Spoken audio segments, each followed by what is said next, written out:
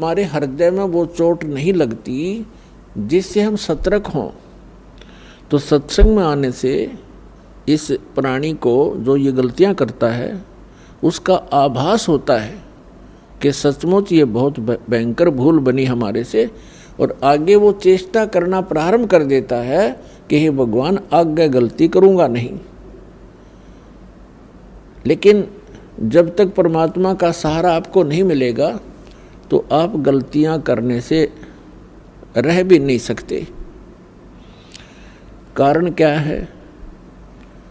जैसे हमारी परंपराएं इतनी खराब बन गई हैं, कोई लड़की का विवाह करना चाहता है, हमारा सिर घूम गया लड़के वाले का, वो सोचता है कि लड़की वाले को लूट लूं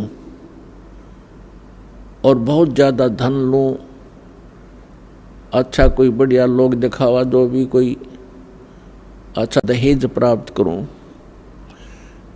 अब कन्या तो उसके भी है, जिसका लड़का उसके लड़की भी होगी एक आध को छोड़कर। तो उस समय वो भूल जाता है कि कन्या तेरे घर भी है और आपने भी इसका विवाह करना है।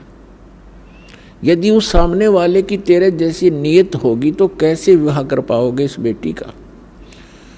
तो इस प्रकार हम ये परंपराएं हम इतनी खराब कर चुके हैं, अब हमारे बस से बाहर होगी, एक रूटीन बन गया। तो भगत ने सबसे पहले इन कुरीतियों से उल्टा हटना पड़ेगा, आपने बैक आना पड़ेगा। समाज को देखकर आप नहीं जी सकते और ना आप भक्ति कर सकते, और इस अनमोल कार्य से आप वंचित रह जाओगे। आप जी ने विवाह करना है, बिल्कुल सिंपल वेत है, साधारण एक उदाहरण बनाओ समाज के अंदर, संसार के अंदर। देखो ये परंपराएं हमने बनाई हैं और हम इसको फिर रिड्यूस करेंगे, कम करेंगे, सारा संसार सुखी होगा। अब यहाँ विवाह करते हैं, बहुत सी ऐसी घटनाएं घटती हैं। पहले दिन लड़के वाले खूब नाच रहे हैं, माच रहे हैं, डीजे बजा रहे हैं, धरती तोल रखी है। अगले दिन वो दूल्हा साथ में उसके 5-7 साथियों समेत दुर्घटना के अंदर मृत्यु को प्राप्त हो जाता है। बारात जा रही थी, अब पहले दिन तो डीजे बाज रहे हैं, सब नाच रहे हैं कंजरों की तरह, बहन भी, बेटियां भी, माँ भी, बाप भी सरेआम। अगले दिन वो मृत्यु को प्राप्त हो जाता, जिसके ऊपर वो नाच और माच रहे थे अब टक्कर मार कर रो रहे हैं। अब चाट ले उस डीजे ने, सिर पर धर ले उस दहेज ने। तो पुण्यात्माओं, ज्ञान बिना दुखी हो रहे हम, और ज्ञान परमात्मा बिना हमें कोई नहीं दे सकता, क्योंकि हम गलत लोक में रह रहे। ये लोक बहुत गंदा है, यहाँ कोई भी दूसरे को सुखी देखकर प्रसन्न नहीं, और ये काल की प्रेरणा से है। जब हम भगवान की शरण में आएंगे हमें सद्बुद्धि मिलेगी, और तब हम भगवान से डरेंगे। जैसे हम हिंदू समाज में उत्पन्न हुए और जिन भगवानों की हम पूजा करते हैं, श्री ब्रह्मा, श्री विष्णु, श्री शिव जी को हम, श्री विष्णु और शिव जी की तो हम पूजा करते ही थे। ब्रह्मा जी को वैसे नकलियों ने रिजेक्ट कर रखा था उनकी अपनी सोच से। फिर भी जब आप सृष्टि रचना पढ़ते हो, परमात्मा कबीर जी की बताई हुई जो दास ने आपको वर्णन करके सुनाई है, उसके अंदर आप देखते हो कि जब दुर्गा जी ने अपने तीनों पुत्रों का विवाह किया, उस समय ना कोई बराती था, ना कोई बाती था, और ना कोई वहाँ पर लाडू जलेबी बकवाद कर रखी थी। सिंपल वे से कह दिया, बेटा या तेरी पत्नी, इसका नाम, ब्रह्मा जी को कहा कि ये तेरी पत्नी, इसका नाम सावित्री है, आप जाइए अपना घर बसाइए। विष्णु जी से कहा कि ये तेरी पत्नी, इसका नाम लक्ष्मी है, जाओ बेटा अपना घर बसाओ। और तीसरे से कहा कि इसका नाम उमा है, और जा शंकर बेटा अपना घर बसाओ। उससे हम इतना सारा संसार उन्हीं से उत्पन्न हुआ। तो पुण्यात्माओं, ये बाद में तो शिव जी की बरात और भूत और प्रेत, ये कोरी बकवास दिखाई जाती है। तो हमने अपनी बेटी को पराई करना है, वचन से होता है। और भगवान का जो नाम मंत्र आपको मिल जाएगा बेटी को या बेटे को, उस जैसा दहेज इस धरती पर नहीं है। परमात्मा की पावर का कनेक्शन मिल जाएगा, सदा सुखी रहेगा, भगवान उसके साथ रहेगा। तो अपने इस बात का डर बना रहना चाहिए कि आज हम किसी से दहेज लेते हैं तो ये हमारे ऊपर कर्ज बन गया और इस कर्जे को हमने देना पड़ेगा। कभी भैंस बनोगे उसकी, लड़की वाले की अगले जन्म में कहीं ना कहीं, या गधा बनोगे या खच्चर बनोगे, उसका पूरा पाई पाई देना होगा।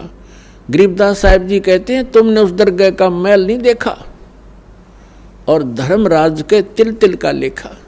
एक एक पाई का एक एक नए पैसे का हिसाब आपको करना पड़ेगा। तो यहाँ पुण्यात्माओं भगवान से डर के आपने चलना पड़ेगा, समाज से बिल्कुल बाइकाट करना पड़ेगा। बाइकाट का मतलब ये है कि उनकी परंपराओं में सहयोग नहीं लेना ना देना और साधारण तरीके से रहना। ठीक आपके पूर्व जन्म के संस्कार अच्छे हैं, चाहे कोई मकान भी बना लो, कैसा ठीक सा बना लो, कोई कार भी ले लो, मोटरसाइकिल भी प्राप्त कर सकते, क्योंकि आज कलयुग है। तो कहने का भाव ये है कि यदि भगवान की दया है तो लीजिए, नहीं तो भगत को जीने के लिए अपने परमात्मा कबीर जी की उस जीवन शैली पर नजर लगानी चाहिए। सारे ब्रह्मांडों का निर्माता, सभी आत्माओं के उत्पन्न करने वाला, सबका धारण पोषण करने वाला, सबका पेट भरने वाला, राजा को राज देने वाला, सेठ को धन देने वाला, वो स्वयं एक झोपड़ी में रहा करते थे।